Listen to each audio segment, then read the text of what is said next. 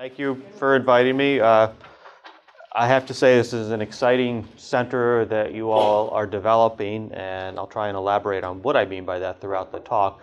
I have more to say than I could possibly say in the time allotted, so I may move through some of this faster than others. I may go off into tangents, depending upon how things are going.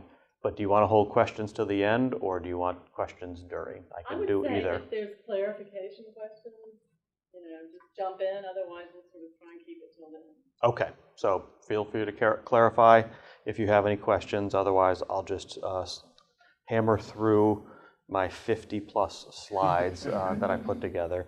Margaret sent me an email last week that explained in more detail the purpose of the center, and I thought, oh no, I need to say other things than I was planning on saying. So I worked furiously last night to add more slides, and I even, after talking to John this morning, added yet another slide because I realized there's something else that would be beneficial. So the general outline, and it's kind of interesting, this first part of the talk is what I thought you all had invited me here for, was this, what we call the science of team science. I didn't know that it was about the work my colleagues and I had been doing in the book on team cognition and interdisciplinary approaches to team cognition. But that area of research is what led me to want to study scientific collaboration, and I'll be talking about that. And then I'm going to go into a little bit of detail of what we mean about teams, which is kind of the area that this book addresses. But that book is a small area of a very large interdisciplinary field that studies teamwork. So psychologists, organizational scientists, computer scientists, different disciplines try to study collaboration. But then I'm going to hopefully get to how do you do team science. I decided to talk a little bit about leading teams in team science, how do you train teams to do team science, and then some of the competencies, and then if we have time, getting to some of the measurement issues. I seriously doubt we will have time for any of that, and maybe we can save some of those for later. So I don't think I need to tell you all this about the problems of interdisciplinary researchers and interdisciplinary research and the challenge thereof. And some people in interdisciplinary studies liken this to the problem of Aristotle's legacy, where when they started to ponder the world and nature and matter, they started to separate these different questions into different areas and different disciplines. So when the modern university was created, it started to fractionalize our pursuit of understanding of the world around us. And the American Psychological Association's policy person wrote about this problem of interdisciplinary research, and I quote this all of the time because I think it most succinctly captures this problem we face in interdisciplinary science. The quote is, "The way in which universities has divided up its departments is not the way nature has divided up its problems." So this center is a perfect example of that. You're trying to address a particular problem that cuts across disciplines. And what's been going on is that there are many scientists, such as yourself, who are trying to address these complex societal problems by bringing together people from different disciplines to try to solve them. So what I want to talk about in the first part is, well, who exactly has been studying this issue of science collaboration? That is, who has been trying to understand the ways in which scientists operate and produce new knowledge, which is essentially the purpose of science. And I want to preface this by saying that there's an old tradition called science and technology studies. It's related to history and philosophy of science, it's sociology of science, but these are people who have been examining the scientific process using particular methodological lenses to try and understand things like the social dimensions of science. One of the quotes is, "It's created, evaluated, challenged, spread, transformed, and fitted into social relations." So they try to understand how people use and debate science and technology. They try to understand the normative issues associated with science and technology, and they try to look at what is the role of science and technology in society. So as I said, this is a field that has been around for a very long time. It's a rich and deep literature. But what's been happening is over the past decade or so, there's been a tremendous increase in research in collaborative interdisciplinary science. So there's been a much bigger investment in research that cuts across disciplines. So this has created kind of tension, a need for the ability to understand these kinds of scientific collaborations. That is, how do scientists work together most effectively? Because they're being brought together, and here's a quote by one of your advisory board members, Dan Stokels, who's been at the forefront of this field. He noted that the inherent complexity of contemporary public health, environmental, political, and policy challenges leads to the realization that an integration of multiple disciplinary perspectives is required to better understand and ameliorate these problems. So going back to the first quote from Salzinger, that is, you need an interdisciplinary team to solve the kinds of complex problems facing the planet today. It's not going to be solved by just biologists. It's not going to be solved just by medical researchers or just by psychologists or just by economists. You need a multifaceted approach, and this kind of interdisciplinary collaboration and the need to understand how to improve this interdisciplinary collaboration has created what I'm about to talk about, this notion of the science of team science. So what's been happening down the street here in Washington is the policy community has said, since we're funding this kind of research, since we're investing hundreds of millions of dollars in collaborative science, we need to make sure that we're advising these people appropriately and measuring their productivity and measuring their outcomes appropriately. And thus was born the science of team science. So in the early 2000s, a number of researchers started to get together, and the National Cancer Institute, I think, was kind of at the forefront of this. And I think it was largely due to their tobacco research centers, which were these very interdisciplinary research centers. And to their credit, they realized that we need to figure out if we really are producing effective outcomes. So this workshop, this conference was held assessing the value of transdisciplinary research. So what they wanted to accomplish here is to look at the state-of-the-art knowledge with regard to transdisciplinary science and training. They wanted to figure out if they had a good handle on the methods and metrics associated with transdisciplinary science.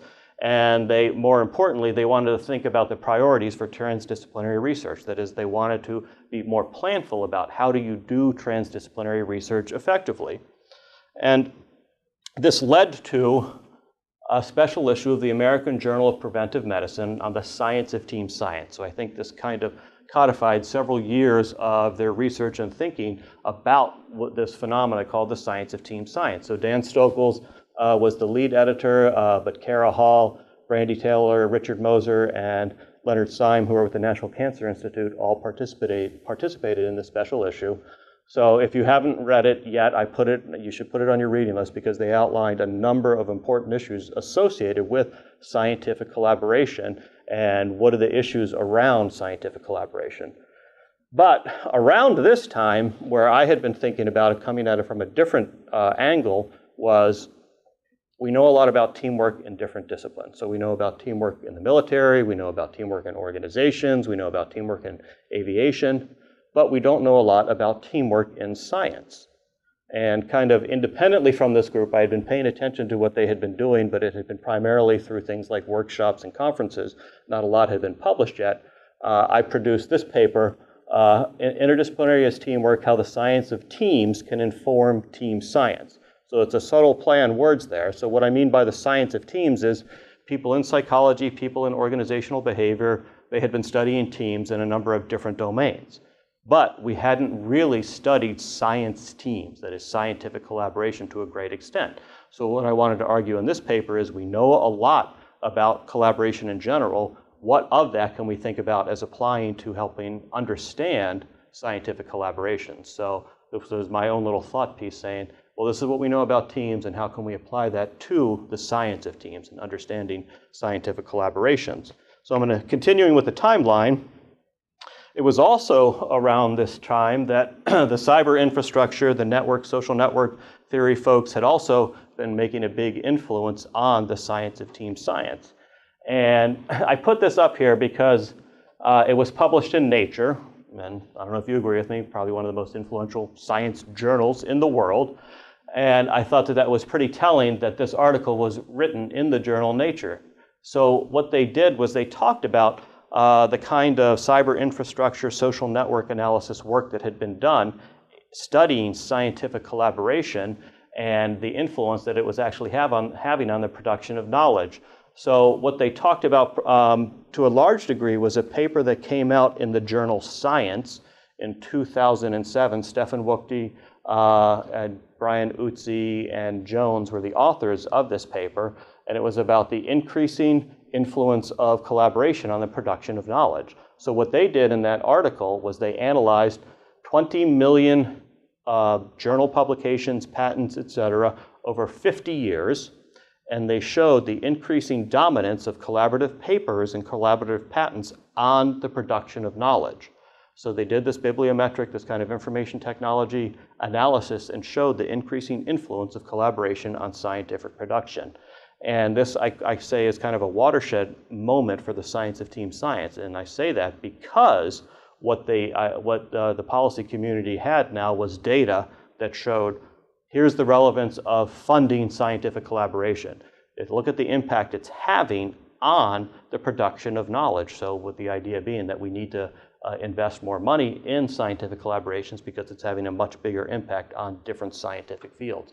So it wasn't just in a single discipline, it was across multiple sets of disciplines, from the sciences to the humanities, the increasing dominance of teams in the production of knowledge. And again, this was written up in the journal Nature as recognition of the importance of this finding. So as part of this development, my colleagues and I, we got together. We had some funding from the National Science Foundation where we said, okay, we know that teams are becoming increasingly dominant in science, but we need to do a better job taking what we know about teams and thinking about them in the context of scientific collaboration. I received some funding from the National Science Foundation to host a workshop where I would bring in my colleagues in the organizational and social sciences and say, here's a new area that we haven't studied, that is science collaboration. What are the questions we need to ask in order to determine what we need to understand about science collaboration? Then how can we translate those findings and that science into application to improve the process of scientific collaboration? Also around that time, the National Cancer Institute had been funding their clinical and translational science centers, and they had money to do a similar thing. And thus was born the Science of Team Science Conference. We had our first one back in 2010. It was hosted by Northwestern University. We just had our third one in April. We're having them every year. We've had them every year. And the purpose is similar, where we bring in researchers from different disciplines and all talk about the process of scientific collaboration. So it's not only people like me and people like Dan Stokels, but we also bring in center directors, people who are actually practicing scientific collaboration, because what we're still trying to do is map out the problem space, so to speak, with regard to this challenge of science collaboration. So the whole purpose of the Science of Team Science is to map out this problem space, that is to try and figure out what we don't know, what we do know, and what kind of science we still need to do to improve our understanding and improve the application of teamwork theory to science collaborations. An outcome of this collaboration would be a number of papers that we've published over the past couple of years about the science of team science. So one of our first papers published in the journal Clinical Translational Science was Advancing the Science of Team Science, where we kind of articulated, yes?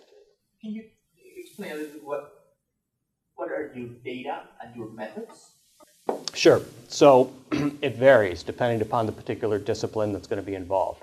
So it could range from a very micro level, where people do kind of ethnomethodological studies where they would sit in on meetings with scientists who are trying to generate frameworks. It could be at the very macro level, where they would do these kinds of bibliometric analysis and look at co-citations to try and understand who is talking to whom, where are they publishing, and what are the impacts of these publications. So it's a vast interdisciplinary field in and of itself. And we kind of actually talk about that in the Advancing the Science of Team Science. That's a summary of what we're trying to accomplish. But more to the point of the question you just asked, in Science Translational Medicine, we published this paper where we called for a multi-level systems perspective on the science of team science. Talk about the micro issues, the meso issues, and the macro issues associated with understanding scientific collaboration. Another paper we published in the journal Research Evaluation was trying to map out this problem space to which I referred earlier, where we said, what are the major categories of issues associated with scientific collaboration? So categories such as the group dynamics, what happens when you throw people in a room from different disciplines and how do they produce knowledge, to these more macro level issues, how do science administrators, how do universities encourage and cultivate collaboration across departments? So this was based upon a survey we did of several hundred people who are practicing scientific teamwork as well as researchers who study teams. And based upon that survey, we put out this map of what are the big areas and what are the big questions associated with the science of team science. More recently, the National Science Foundation put out one of their letters, and this was picked up by the Chronicle of Education, that essentially said, we want to see more interdisciplinary collaboration, where they articulated that we know from our own analysis of scientific productivity that the big discoveries, the more impactful discoveries are happening when people from different disciplines get together. So the president of NSF, the director said, we want you to collaborate. If you produce proposals that are from people in different departments, it's more likely to be funded because that's the kind of research. Now, leaving aside the quality issue, all other things equal. If you have quality proposals, we're more interested in the ones that are interdisciplinary in nature. And here's the huge issue, though. The problem is the university, the academic system hasn't caught up yet entirely with the need for interdisciplinary and collaborative science. And this was one thing that they identified with this call by NSF for saying we want to see more interdisciplinary collaborative proposals. The problem is the tenure system is still working against collaboration and interdisciplinary research. How they're working against that is if you look at the tenure process and if you look at the criteria for earning tenure, a lot of faculty are discouraged to work with people outside their discipline. So they may have, it may be as rigid as you can only publish in these journals. You can't publish in journals outside your discipline. So they're disincentivizing collaborative science. And again, this is a huge problem. And this is a huge barrier because when the policy community says this is important and when the academic community says, no, we're not going to encourage it, you have this huge disconnect. So I refer to this as the harder problem of the science of team science. How do you change that culture? The hard problem is how do you get people to collaborate in general and how do you get different disciplines to talk to each other? The harder problem is how do you change institutions to encourage that? And I think when NSF and NIH start saying, we're going to fund that, that's when the administrators are going to say, okay, well, we need to fix this problem at the more local level. And most recently, the National Academy of Science has just received funding to put together a consensus study on the science of team science. So the National Research Council and their board on behavioral, cognitive, and sensory sciences is going to assemble a team of researchers who study scientific collaboration and who study teamwork and understand teamwork in organizations. They're going to bring together experts across all these different fields that I've been talking about, and they're going to basically try to map out a research agenda for the science of team science. So they want to understand what do we know about scientific collaboration, what don't we know about scientific collaboration, and then how can we fund research to improve scientific collaboration. And this was funded by Susan Winter at the Office of Cyber Infrastructure at the National Science Foundation, and it went to Barb Weinshausen at, as I said, the National Academy of Science, and this was just announced in September, and they're going to be kicking this off over the next couple of years. And the outcome, if you're not familiar with the way the National Research Council operates, is they publish these either reports, and sometimes they get produced into these edited volumes that summarize these consensus studies, and then those consensus studies will eventually translate into policy. So hopefully in a few years you'll see a lot of research in support of studying the scientific process when it comes to collaborative interdisciplinary research. So I've talked a lot about interdisciplinary research, and I think it's important to kind of contextualize that with what we mean by interdisciplinary research. And speaking of National Academy's reports, back in 2004, they had the prescience to say, well, we talk a lot about interdisciplinary research, but what do we really mean by that? So they had a workshop called Facilitating Interdisciplinary Research, and the outcome of that workshop was kind of a set of definitions associated with unidisciplinary, cross-disciplinary, multidisciplinary, and interdisciplinary research. So they noted that cross-disciplinary research simply involves investigators from different disciplines, but it doesn't qualify the nature of the interaction between the investigators. Then multidisciplinary research is a more coordinated interaction where they bring people together from different disciplines, but the research is more complementary as opposed to integrative. So in service of objectives, they adopt but don't necessarily integrate the methods of each other. And that's important because when it comes to interdisciplinary research, the goal is this idea of integration. So the integration of ideas It depends on the degree to which these researchers can come together and produce something that didn't exist before. So interdisciplinary demands more than just complementarity, and the specific definition from facilitating interdisciplinary research is interdisciplinary research consists of something that integrates information, data, techniques, tools, perspectives, concepts, and theories from two or more disciplines or bodies of specialized knowledge. So your center here is essentially trying to accomplish that. You're trying to bring together a bunch of different disciplines and produce something that did not exist before. So the goal is to advance fundamental understanding or to solve problems whose solutions are beyond the scope of a single discipline or field of research practice. So you can cut and paste this and put it right on your website, because that's basically what you're trying to accomplish with this center. And again, this is what the National Academies has articulated as the definition, and this is the one that I rely on whenever I talk about this kind of research. But in the 2008 paper to which I referred to earlier, I said that interdisciplinary research is inherently a team activity, that it's a process engaged by members of a coordinated scientific team. And the reason this is important is just like in fields outside of science, we have seen teamwork emerge for the very same reason. So teams have been brought together in disciplines outside of science for decades now, and the purpose there is to achieve something that a single individual could not achieve, and do so while only maintaining complementary knowledge. So those of you who reflect upon the processes in which you engage as interdisciplinary researchers, you don't hold perfectly overlapping knowledge with people from other disciplines. You need to hold just enough knowledge so that you can collaborate, but you're not going to get a second PhD in a discipline that varies from your own. You want to be able to collaborate these people, so you need to understand enough of what they do in order to produce an integrated scientific outcome. And this is precisely what teamwork researchers has been doing for decades, trying to bring people together from different disciplines in organizations primarily, and help them achieve a goal that they couldn't achieve if they had worked independently. So in product development, product design, you have to bring people together from engineering, people from finance, people from marketing. They all have different perspectives on how to produce new ideas and new products, and they have to work together and produce something that an organization can actually utilize. And the analogy here is in science, you're trying to do something similar. You're trying to bring people together from different disciplines and produce something that they couldn't have produced on their own.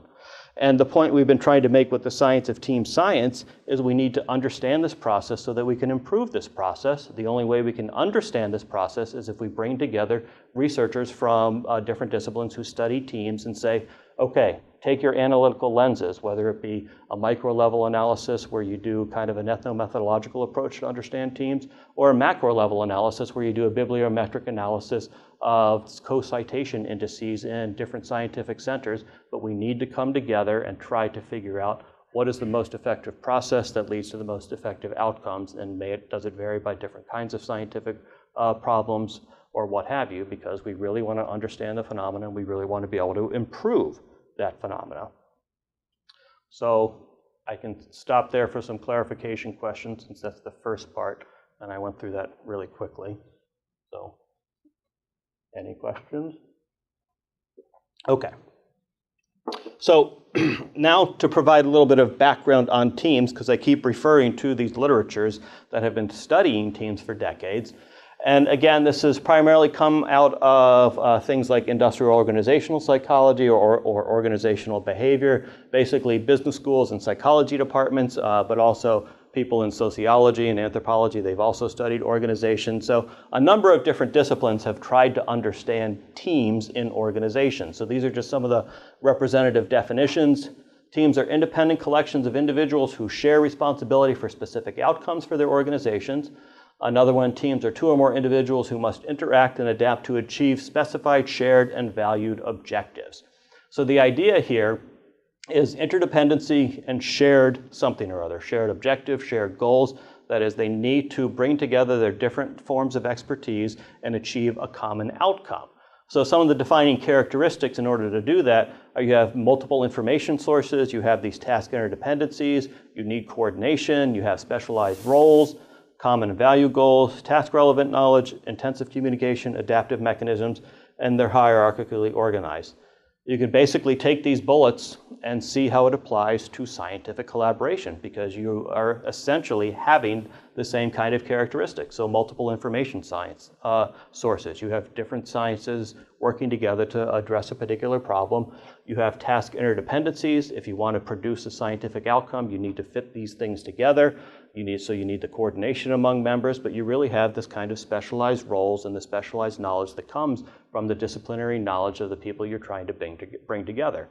Thus the point that you can take what we know about teams and now look at it with that analytical lens in the context of scientific collaboration. And another point I wanted to make, though, is there's different kinds of teams. Traditionally, what has been studied are work teams and action teams. So work teams tend to have static membership, well-defined roles, they work in a particular area, and the work is relatively routine. You can think about management teams. A large part of the research, though, has been on what we call action teams. So these are things, for example, like the military or in aviation, where you can have fluid or static membership. There's well-defined roles. It's highly specialized, but there's high stress. Oftentimes the events are not routine and they're emergency situations, so something like an emergency response team. But the one I wanted to point out that I think is most relevant are project teams. So these are things that have rotating membership. It still has well-defined roles. The technical requirements and the outcomes are specified. That is, we're bringing together experts from these different disciplines, and we're bringing them together to solve X or produce a new product. And they engage in problem solving and decision making. But the important difference here is the tasks are pretty much not routine and they unfold over a long time frame. So I mentioned product development team, but I think this is the example of the type of team that is most relevant to science. So the literature in teamwork that's most relevant to scientific collaboration is what we can call project teams. So think about it or reflect upon the projects that you all have seen or that you all have studied about. It's essentially a project where people come together to respond to maybe a proposal request that the National Science Foundation has put out that says we need to understand X. So like, okay, well, if I want to understand X, I need a scientist from discipline A, from discipline B, from discipline C, and you come together, you have these specialized roles, and you produce a plan that's going to help you work on this project and produce the knowledge that's going to solve this problem. Another relevant issue with regard to the science of teams is this notion of teamwork, phases of teamwork. And Michelle Marks and colleagues, they argue that teamwork is cyclical in nature and it requires mutually dependent interactions, but there's these temporal cycles of goal-directed activity. And what they meant by that is we think about teamwork as transition and action. So they say there are transition phases where you have activities such as evaluation and planning, and these transition phases are essentially in support of meeting objectives and goals. But then there's the action phase. That is where the teams actually come together and do things. So work activities are specifically performed, and these directly contribute to meeting the goals. And teams cycle through these action and transition phases. And with regard to your center and what little I know about it, I think that you do support action phases at the center. So I just saw your conference room where you have these meetings where people are brought together. And what's unclear to me, though, is what you're doing at the center. Because to some degree, I think you're involved in planning.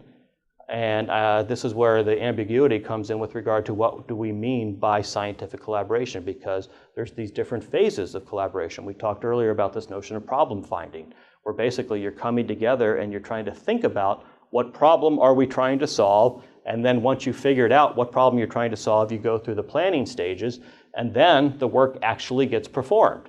So the scientists may go to their different universities, work on their piece of the puzzle. They may come back together, talk about what they've been finding. They're going to be interacting using the kind of cyber infrastructure that you all put together for them. But there's all these different phases of interaction that vary with regard to the amount of interdependence and the amount of interaction. And I bring this up here because this is an important concept in the study of teams in different settings. And what's unclear to me is the degree to which we need to develop an analogous or adapt this definition of teamwork for scientific collaboration, because I don't really see a neat one-to-one mapping in scientific collaboration, but this is an accepted theoretical concept in just the study of teams in general. And I think it's an important one in those settings, but when it comes to scientific collaboration, I think we need to do better. Another important concept that I think is relevant to what I see happening at the center is this notion of multi-team systems. So multi-team systems is an idea that originated about a decade ago, where they talk about 2 or more teams that interface directly and interdependently in response to environmental contingencies toward the accomplishment of collective goals. So one of the first examples where this was studied was emergency response teams, where you had people like fire department and ambulance and police officers all trying to work together at an emergency situation. And they are essentially a team of teams trying to address a particular problem. What's important to recognize is that these sub-teams can have conflicting goals, even though they're trying to achieve the same outcome. So a conflicting goal, for example, would be where the ambulance personnel need to try to save someone's life, but the law enforcement personnel need to protect people in that area as well. So the ambulance people may need to go and put themselves in danger or put some other people in danger in order to save lives, and law enforcement may have a different goal, and they have to manage that goal conflict in order to come to a resolution and decide how to proceed to solve that particular problem. And that's just a kind of a simple example to illustrate what we mean by multi-team systems. But this is an issue that's become increasingly prevalent because organizations more and more are relying on these kinds of multi-team systems. And when talking to Margaret and John here about the center activities, I think some of what you're doing are multi-team systems. So you don't necessarily have a team of 20, you have a multi-team system of 20 people with sub-teams of 3 or 4 people involved there. And I think what you need to do as a center is be clear on what are you supporting. Are you supporting just a team, or are you supporting a multi-team system? Because different dynamics are going to emerge, and those different dynamics are going to need to be managed by whomever is facilitating or leading this kind of team. So next I want to talk about kind of a heuristic that we use in team research. We refer to this colloquial as the ABCs of teams: the attitudinal or affective component, the behavioral component, and the cognitive component. So this is a heuristic where we talk about teams think, they feel, and they do. So with regard to the way teams think, with the cognitive construct, so in the team literature, we discuss things like mental models, metacognition, decision-making, and problem-solving. So metacognition, in my conversation with John and Margaret, they mentioned the reflective activity often engaged by the science team members. So you're thinking about what is the problem you're trying to solve. So you're reflecting on your own cognitive processes and trying to understand the situation, and you're also trying to understand the team dynamic that's going on within that team. So this kind of metacognitive activity in science teams could be, for example, well, is the environmental scientist really understanding what the economist is saying about this particular problem? Or do they just disagree because they have a different fundamental worldview? So you would need to be metacognitive from the standpoint of, is a disagreement that's emerging due to a lack of understanding? Or is a disagreement that is emerging due to the fact that they just don't think that this is the appropriate way to solve that problem? Because as you're well aware, economists see the world in a certain way, environmental scientists see the world in a certain way, psychologists see the world in a certain way, and you need to be metacognitive about these worldviews in order to come to an integrated understanding of the kind of scientific collaboration that you're trying to pursue. We also talk about the attitudinal components in teamwork. So we use things like group and team cohesion, collective efficacy, collective orientation, and trust. As an example of collective efficacy, do the team members think that they actually have the capabilities and the competence to solve this problem?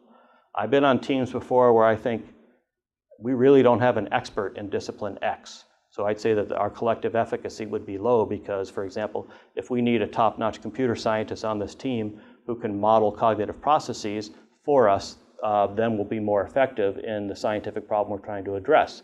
And as I said, sometimes I've been on teams where I don't think we have the right disciplinary composition. Another issue with regard to science collaboration is this notion of trust. So different disciplines may have different levels of trust for other disciplines.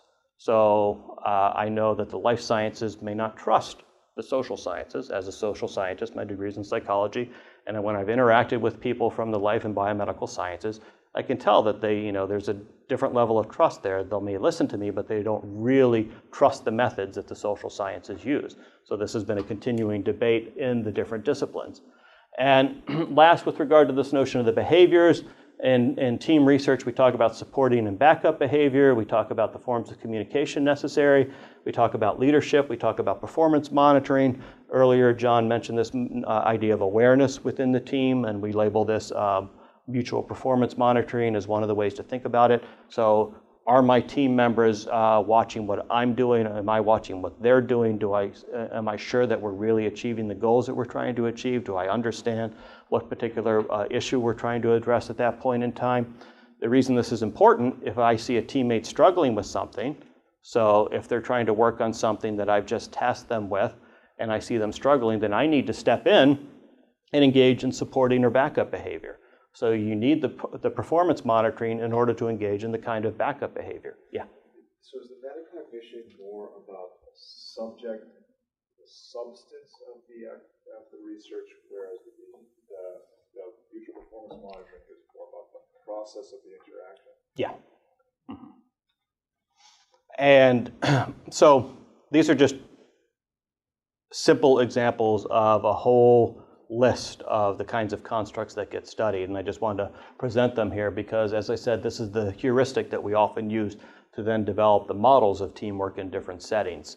But there are many other types of behaviors, there are many other affective or attitudinal issues, and there's many other forms of knowledge requirements. And the reason I wanted to bring this up is I think it's a useful way to try to analyze team collaboration. So you want to diagnose what's going on. Is there a cognitive issue? And I think there's lots of cognitive problems that arise with interdisciplinary teams because they're coming from different disciplines. They have different terms to describe their concepts.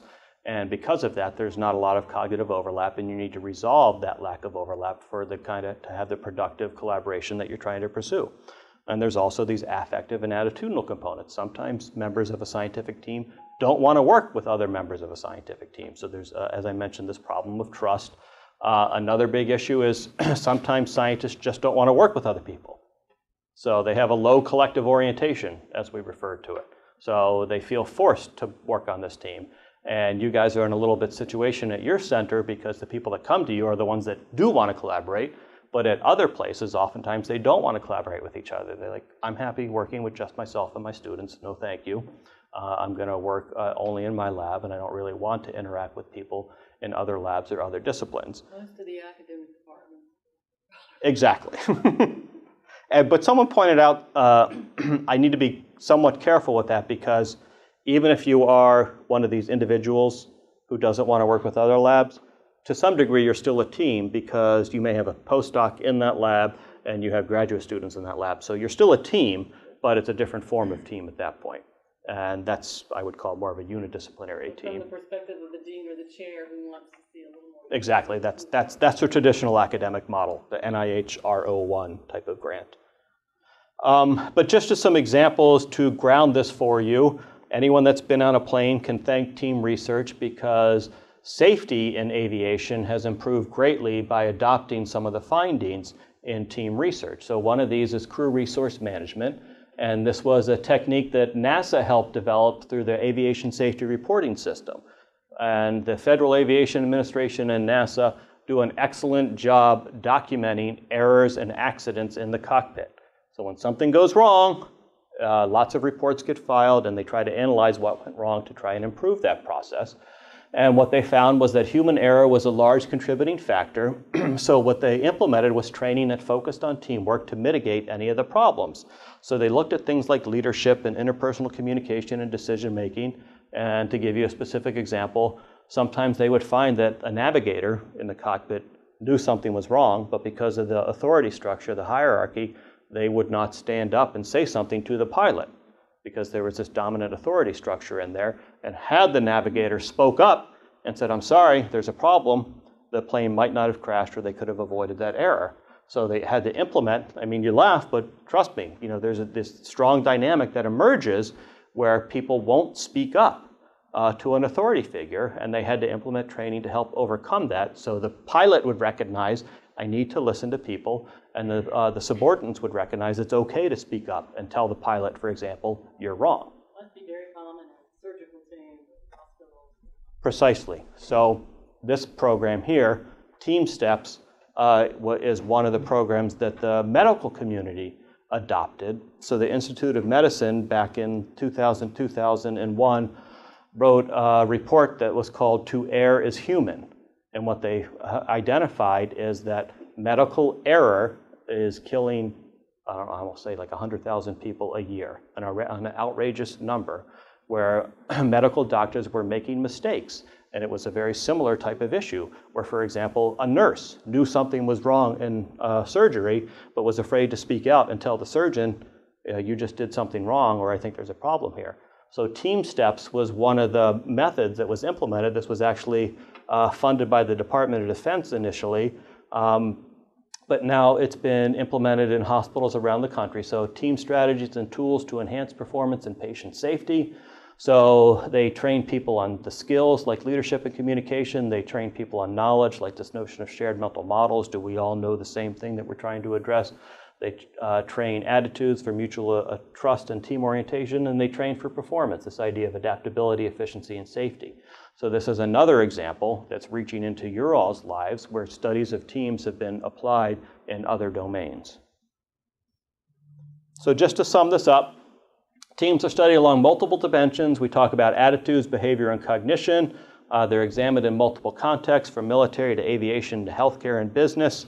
But in team science, what we're seeing is, although there's some similarity, there's still some differences. So in team science, the emphasis is on knowledge-intensive teams. These are people who have years and years of experience behind them. They're brought together to solve complex problems. And another important element is this idea that the performance periods are extended over long periods of time.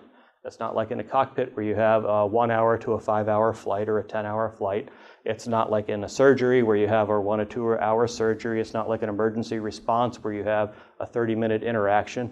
In scientific collaboration, the dynamics unfold over time and space, over longer periods of times. And most challenging is this idea is that you're trying to solve ambiguous problems. It's not a routine type of problem that you're trying to solve. You're literally operating in an unknown problem space, and that is the beauty and the challenge of scientific collaboration. How do smart people come together and try and resolve these ambiguities? So, any questions? All right. Well, I have 10 minutes. Did you want to stop for questions, or do you want me to continue? Okay. People have to leave, you leave. All right. So now, how do you do team science? So as I said, in the 2000s, we really started to see people paying serious attention to this issue of scientific collaboration. Jonathan Cummings and Sarah Kiesler were some of the original people studying things like NSF centers, and they noted that we continually are seeing struggles and challenges from this kind of teamwork. As I mentioned, you have the problem of terminology remaining parochial, the methods of practice are disconnected, you have the departmental silos are still prevalent. But the point we've been making is that these boundaries need to be crossed, and we need to ensure that the knowledge within these disciplines are being shared with each other so that we can create the kind of integrated problem-solving team that I mentioned is necessary for interdisciplinary science. And the issue is that the interdisciplinary nature of science teams means that we need to understand how to train and measure teamwork in science. So what do we mean by teamwork in science? How do we facilitate teamwork in science? And how do we measure teamwork in science is what I want to talk about next.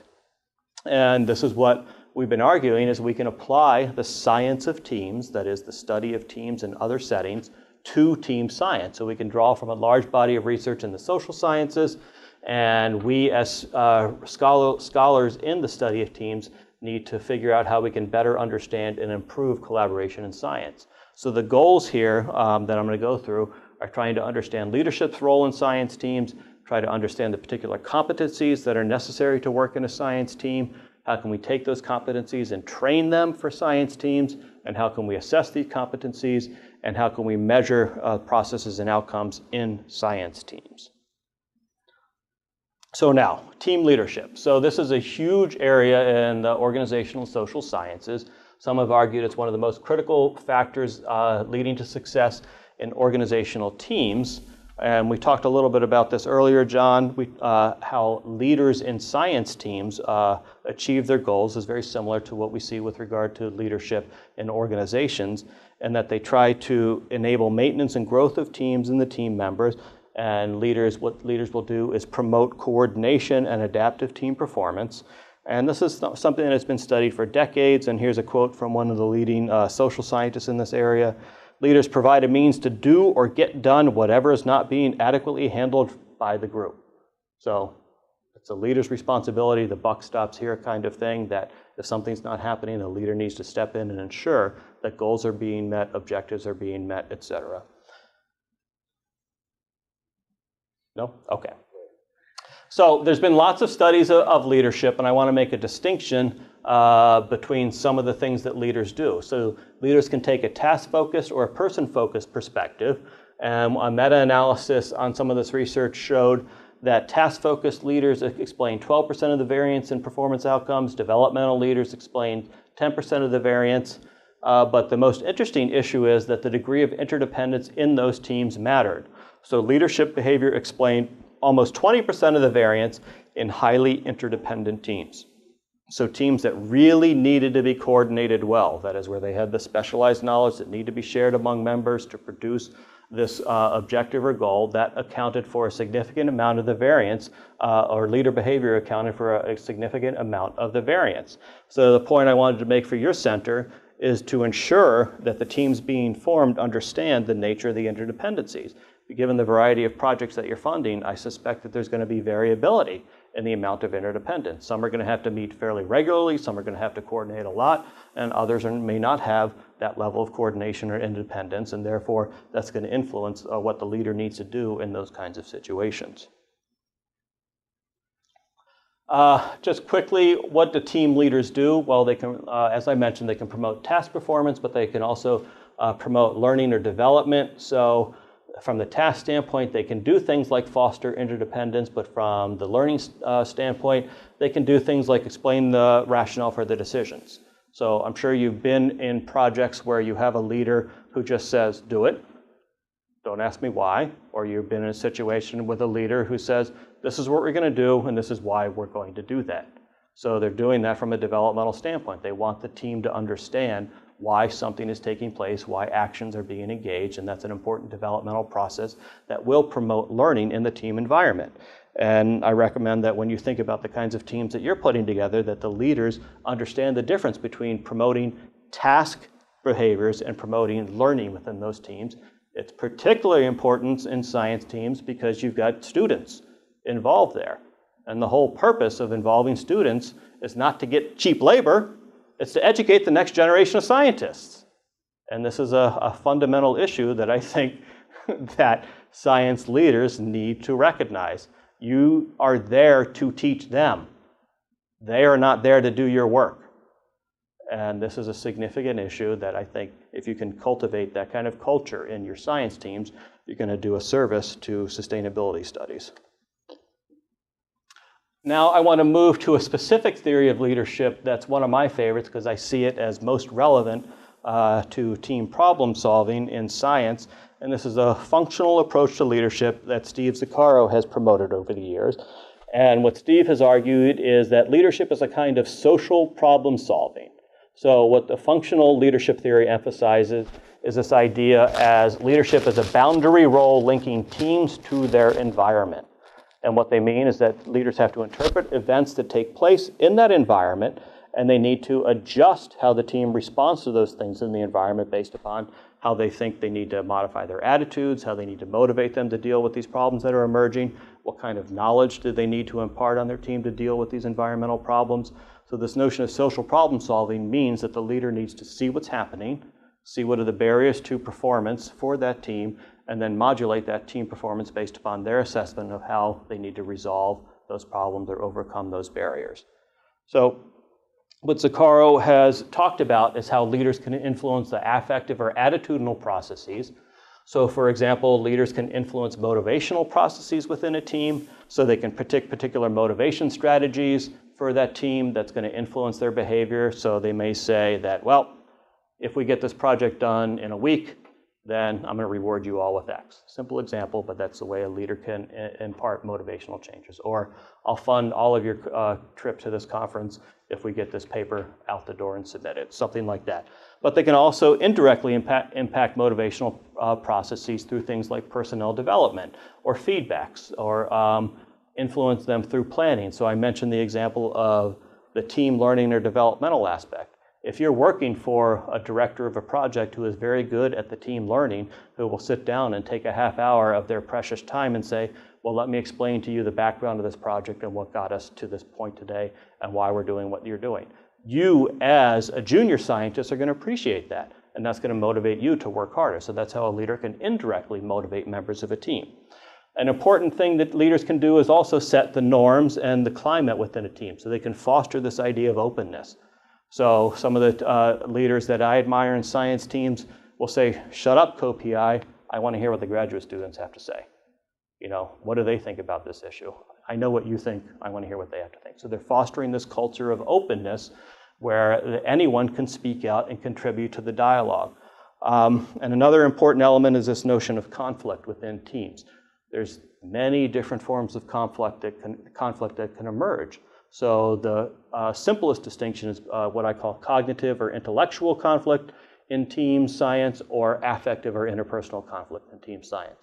Cognitive is we disagree because of the problem and the approach that a particular method is being adopted or suggested by one member of a discipline. Interpersonal conflict is you disagree because you don't know anything about this problem and I think you're a jerk. So we want the intellectual or cognitive conflict where I, as an experimental psychologist, might go in there and say, well, if we really want to understand this, this is the procedure that we should implement. And then an anthropologist or an methodologist might say, no, we can't do an experiment to do this. You're just going to dumb down and have a reductionist kind of control setting where you're really not going to understand the phenomena as it really emerges in that environment. So that kind of conflict is more productive because we're going to understand each other's perspective on how to explore a phenomena, as opposed to, you don't know what you're talking about, I don't want to interact with you at all. So there are other forms of conflict that might arise. Logistical conflict, for example, is something that you might see. You mentioned a lot the cyber infrastructure that you all support. So logistical conflict has to do with the disconnects that arise from people who are trying to interact over time and space. And that's another form of conflict that leaders need to manage. So the point here is that it's the leader's responsibility to identify what are the different kinds of conflict that are emerging, because that's going to determine the solution that is going to be implemented to overcome that conflict. And you want to kind of foster the kind of cognitive conflict that's going to lead to productive interdisciplinary outcomes where you come to a consensus or you come to a mutually beneficial solution. You want to dampen or inhibit the interpersonal conflict by trying to manage that interaction. You need to put resources in place to overcome the logistical conflict. So these are all the kinds of things that team leaders in science need to address. So with regard to the behavior, again, this idea of developing a team's awareness comes in. It's the leader's responsibility to help the team see the big picture. Because sometimes some of the scientists, the graduate students, they're so embedded in the particular problem that they're not going to be able to see the big picture. And the leader can influence these kinds of behaviors and increase the team's awareness. And they can tell them, well, this is what's going on, and we're going to need to solve this problem by moving these resources around. I mentioned this idea of developmental and goal-oriented feedback that can influence behavior. They can offer clear task strategies. And again, this notion of social problem solving means that they influence behavior by monitoring environmental changes. And then finally, leaders influence cognition by informing or instilling understanding of the team's objectives and goals for the problem, and helping the team understand each person's contribution to the problem. So for example, a team leader might say, well, we really need to hear from the neuroscientists in order to solve this problem. Or so then in my case, we really need to hear from the computer scientists to come up with the right model to represent this problem that we're trying to solve. So what a team leader will do is instill the understanding by pulling out the knowledge from the different disciplines and put it all on the table so that everyone can understand the perspectives of the members of the scientific team. So the point that I wanted to make for your center is that this functional theory of leadership is something that I see as really helping team members, science team members, understand how leaders can influence attitudes, behavior, and cognition within the team. Yes, any questions? No? All right. I'm dumping so much information, I just feel that it's not sinking in at all. Next thing I wanted to point out is a method from the organizational sciences called a training needs analysis. So this is something that we've seen arise where organizations want to improve their process, improve their outputs, and they say we need to do a better job training our people. So what has been identified is this notion of a training needs analysis where you look at the needs at multiple levels so you can better understand what specifically is the problem you're trying to solve through training. So they've broken it down to this notion of organizational, task level, team level, and individual level. So at the organizational level, what they try to identify is where and when the training is needed and to what degree the institution supports the training implementation. I can't tell you how important this is. It doesn't matter how good your training program is. If it doesn't have the support of leadership, that is that no one's going to be encouraged to do the training, or they're not going to let people take the time off to do the training, it's going to fail. So you want to make sure that the leaders have buy-in. And I see this as particularly important to science teams, and I'll talk about that in a second. Another important element, though, is the task level, where you have to try to identify what specifically needs to be trained. So what is the content that must be mastered so the team will be successful? So you need to look at the problem that a team is trying to address and figure out what do they need to be trained at the task level so that they can work effectively.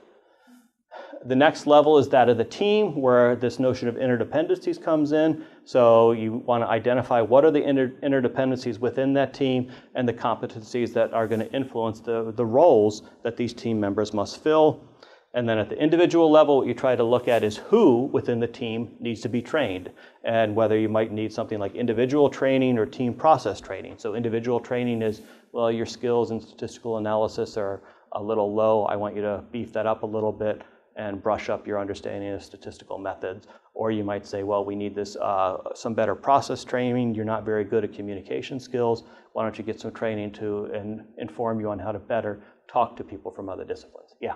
I'm interested if you have any examples of different kinds of interdependencies within teams that work or don't work, because that seems to me to be something pretty important. But it's kind of on an abstract level, like I understand that on an abstract level. Okay, so when we talk about interdependencies in teams, we label it as sequential, reciprocal, and network or teams. So sequential interdependency is I do something, I give it to you, and you do something. So it's more linear. Reciprocal is I do something, I give it to you, you do something, you give it back to me. So it's this iterative process. Team interdependence is where I do something, I give it to you, I give it to Margaret, she does something, and she gives it to John, and you see this network configuration emerging where everybody really needs to operate in this highly coordinated fashion to achieve some goal. So that's the different kinds of interdependencies that you might see in teams. Your question was, what's the most effective interdependency? And that's not the right question. The question is, what interdependencies are needed for a particular problem? So I can imagine, given the variety of problems that you're trying to address at the center, sometimes it may just be a sequential interdependency. So if you're trying to develop a new technology or an application of some scientific finding, it may really be just linear, where you address problem one, so it's kind of a product development one, where you do something, you hand it off to the next team, they do something, they hand it off to the next team member, they do something, and it's more of an implementation issue, so you can see the sequential. But a more complex basic science type of problem, you may see a higher level of interdependencies among an interdisciplinary team. What about interdependencies that are related to the actual benefits or products of the collaborative project? So I mean, those vary widely depending on what role you play in the project, what institution you're a part of, where the funding's going through in terms of the institution, and that has to affect teamwork somehow on these kinds of projects. So I'm not sure we have common ground on what you mean by interdependencies. So can you elaborate? For example, like maybe the grant, big NSF or NIH grant is routed through my university gets all the indirect costs out of it, and then I have collaborators that are at other universities, who don't have the same kind of institutional support to work on that project, or don't have the same kind of stake in the outcome Right. as I do, for example. And yet they're, are you saying, and yet they're Yet I'm dependent dependent on on one the work another that they for the do, success of the whether project? it's, sequential or reciprocal or whatever it is, Yeah, that's interesting. That's kind of I'd say that's an organizational factor that is moderating the task or team interdependency. So you need someone from this other institution or other university to do something, but because that other institution is not happy with the way the resources are distributed or the way the overhead's distributed, they're not allowing that person to and do it may something. not be that kind of cynical, like they're not happy about it or something. It just may be the reality. Like they may have other projects where they are like the major people on it, and so Right. they're going to be devoting more of their resources to that, and less to the one that we're working on together. Yeah. I mean, don't want to get off on too much of a tangent. This whole area, topic of who gets indirect and how proposals around it is a major source of the problems in universities that influence Right. collaboration and interdisciplinary work. Yeah, again, this is kind of one of the harder problems when you move to the institutional level. And that's one of the buckets in that research evaluation paper that I mentioned earlier, that is the organizational influence. And from firsthand experience, I see that happen because I have a joint appointment at an institute and in a department. So this happens within universities as well as across universities too. And I think it speaks to what you were talking about before about how the organizations of universities are not necessarily, not just related to like tenure and promotion and all that kind of stuff, but also just like this issue. Right. The bureaucracy is going to have a big influence. And I think that's where team leadership, again, this notion of social problem solving. So there's something happening in the environment that is influencing what the team is doing. So that's where the leader of the team needs to go out there, meet with, for example, the deans or the directors of a department and say, we have this issue, the science isn't happening, the science isn't getting done, and try to come up with a way to resolve that so that the people can dedicate their time and their energy to the problem. So this notion of leadership is continually popping up as an important issue in science teams. So in thinking about this training needs analysis and the kinds of things that you're trying to address here, it's something that you may want to consider when you are developing these kinds of projects. So I mentioned this issue of, do people value training for team science? I bring that up because I think some people don't really understand or appreciate the social science of teams. So if you go in there and you try and tell scientists, here, we're going to help you do your job better, they're going to be like, get out of here, I'm fine. I've got 3 Nobel Awards, I know what to do. So this is a significant issue when it comes to this kind of organizational level. Is the training even valued? And another thing you should think about is, where should the training take place?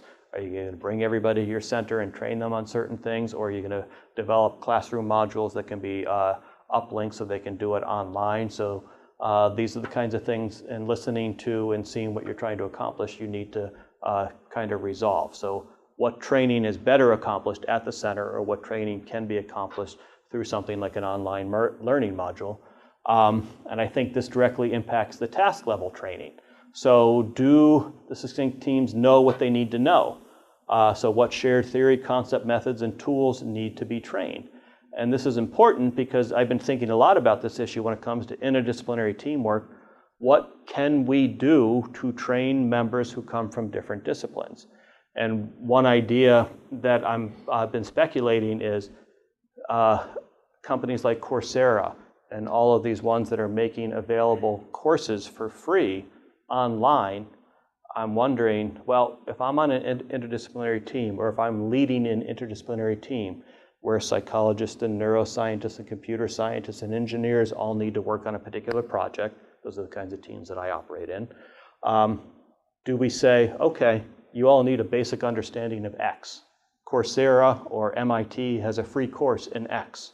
I want you to spend a month, 2 months prior to us getting together to take that course, so you at least have some foundation of understanding, for example, for computer science or for neuroscience. you know, the things that are outside my area, should I be taking courses that are available for free as opposed to you all developing the courses themselves? So I'm kind of excited with this change that's been happening with online education where major universities are putting their courses out there for free. Is this something that can help us solve the interdisciplinary science problem? Because you can just say, go take these courses and get brushed up on these other disciplines with which you're going to be working. With regard to the team level, this issue of interdependencies from the standpoint of who needs to do what and does everyone understand their roles is something that you need to identify. So does the succinct team members understand the form of interdependence within the team and across teams? So do they know what roles need to be filled and who needs to be doing what? And then last, the individual level. Do the teams know which members need more or less training and in what kind of training? So for example, graduate students may need a particular form of training versus postdocs versus scientists. So when you do these training needs analysis, you not only need to identify what should be trained, but who within the team should get a particular form of training. So this was just a simple example of how an organization like this could take what we know from business schools and from industrial organizational psychology and think about how it can improve collaboration in science for your center. Now, I think I'm going to go through this quickly in the interest of time because I'd like to have some discussion. One particularly relevant theoretical construct to team science that I've been promoting is this notion of team and task competencies. So Jan Cannon-Bowers and her colleagues came up with this framework back in the 90s where they tried to classify what are the competencies necessary for effective teamwork, and they broke it down into specific and generic competencies. So they talked about team generic and team specific and task generic and task specific competencies.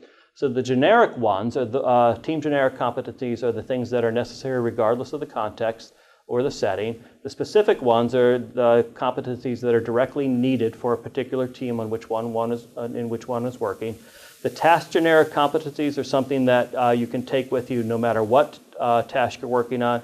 Task specific are the ones that are associated with a particular task that you're trying to address. So with that kind of taxonomy, you come up with this nice little 2x2 matrix of the specific competencies and the generic competencies that are necessary to be trained. So something that is specific to the team and the task, we label that context-driven. So the knowledge is something like the team's objectives and the resources. The skills are the particular types of analyses that need to be done. So is it something like a big data type of project so that you really need to understand? The attitudes might be something like collective efficacy. Do we really have the requisite set of competencies within this team to solve this problem? And then the opposite of that is what are referred to as transportable team and task skills. So this is knowledge. So understanding group dynamics. Doesn't matter what team you're working in. If you really know some of the problems that can emerge when people get together, that's going to be useful in any team context. The skills, so communication and assertiveness. Again, doesn't matter what team you're working on. If you know how to stand up and express your opinion forcefully without being rude, that's a good skill. And attitudes, so something like interdisciplinary appreciation. You're going to be able to take that to any team you work with no matter what. So do you understand the value of working with team members who are from different disciplines? So again, I think this is a useful way to conceptualize the different forms of competencies that are necessary for effective science collaboration. So I wanted to put it on the table. And I've been thinking a lot about these transportable skills, and my colleagues and I have thought about this in the context of interpersonal skills. And this is basically how do you teach people to engage in teamwork in an effective way, regardless of the team context. So these kinds of things that I just mentioned about assertive communication. So there has been some research in psychology on interpersonal skills, and I'll quickly go through some of these things. Again, these are the kinds of competencies that you can take with you no matter what. And I think these are targets for science teams because the way I've been conceptualizing this is this something we need to start teaching in undergraduate and graduate school? That is the kinds of interpersonal skills that they're going to be able to take with them when they're done or take with them on any project in which they may be working. So what the psychological and organizational sciences have identified are these major categories of interpersonal competencies, the ones that I call transportable. So from the standpoint of communication, this includes active listening, oral and written communication, and assertive communication. So active listening, I can't stress the importance of this one from the standpoint of interdisciplinary science enough. Whenever I'm on an interdisciplinary science team, particularly in the early stages, and you just sit there and listen, you can tell who doesn't understand what another person is saying. You can see it in their body language, you can see it in the way they're describing or responding to a statement that someone has made. It becomes very apparent when there's this disconnect, when there's non-overlapping knowledge within a team. And I refer to this as listening to, carefully attending to what is said, and you need to, if you understand that someone doesn't see what another person's perspective is, you need to have them explain what is meant. You need to request that the ambiguous ideas or statements are repeated. So for your center, I think that this competency needs to target listening to learn and understand, and listening to contribute and integrate for problem solving. So an example that I had was in a project with computer scientists and engineers where we were working on robotics. And the term interface kept getting used. We know there's a problem with the interface, and there's an interface issue. And we're going through, and we have lots of time spent on this interface issue. And then it occurred to me that some people saw interface the way human-computer interaction researchers think about interface. You know, what's the display? How does the person read that display, and how do they interact with the information on the computer? But the real problem that the engineers were talking about and the computer scientists were talking about was interface is the term used to describe how different forms of software talk to each other. So it had nothing to do with the human-computer interaction problem of interface. It had to do with the way the technology was communicating with each other. So I wouldn't have picked up on that had I not been listening to what people were saying to each other. So it's these kinds of things that I think are particularly important when it comes to interdisciplinary science. It's important because it's incredibly hard just to do interdisciplinary science in the first place, let alone making sure that everybody understands each other. With regard to assertive communication, I mentioned this one earlier, and this is also important. So you need to not only not be afraid to propose your ideas, but you also need to defend your ideas. I don't know the culture of the teams with which you operate. I just know the cultures of the teams with which I operate.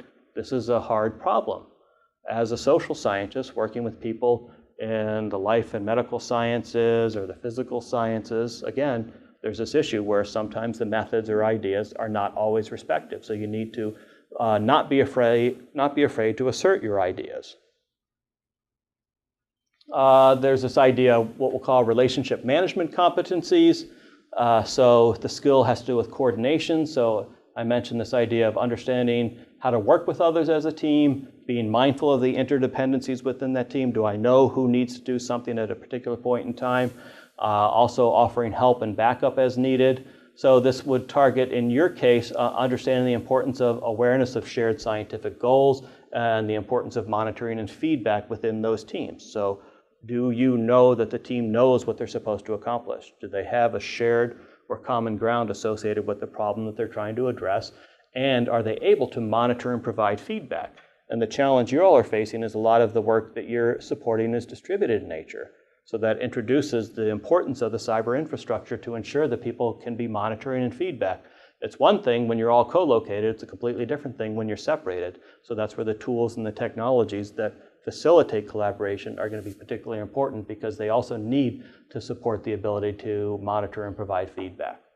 Another one, I call it interdisciplinary appreciation. It actually originally had to do with more cultural appreciation, because organizations and the organization sciences, what they started to address was cultural diversity. When you started to see businesses operate internationally, that they needed to make sure that their employees had international awareness and international appreciation. In science teams, I call this interdisciplinary appreciation. So do they appreciate the different disciplinary theories and concepts? Do they respect the varied disciplinary methods? And do they encourage input from across the disciplinary perspectives?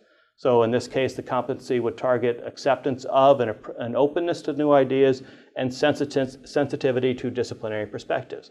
Again, I really am unfamiliar with the cultures in which you operate and whether or not this is a problem. I just know I've seen this in other disciplinary interactions, and this is something that we see come up a lot in the science of team science. And actually, did I send you the newsletter for the in-group organization? I just wrote about this in the organization, the Interdisciplinary Network for Group Research, where I talked about some of these different attitudinal, behavioral, and cognitive issues. So I'll send that to you. And then finally, the need for collaborative orientation. So this is where you look at people's predisposition to certain interaction capabilities. So do they have a predisposition to provide help to others? Do they have intellectual curiosity in service of understanding others?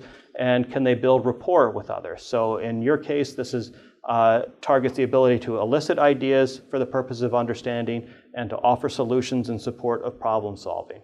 And so this is where you need to make sure that people can pull the knowledge from the different disciplines in order to support the problem solving. So if I'm on a team and I say, well, we really need to hear from so-and-so because they have the expertise that I don't have and they've just been sitting there quietly. So do they have that kind of collaborative orientation where they're not afraid to do that? And this one I think is particularly challenging. So the hard part of interdisciplinary research is the breadth versus depth problem.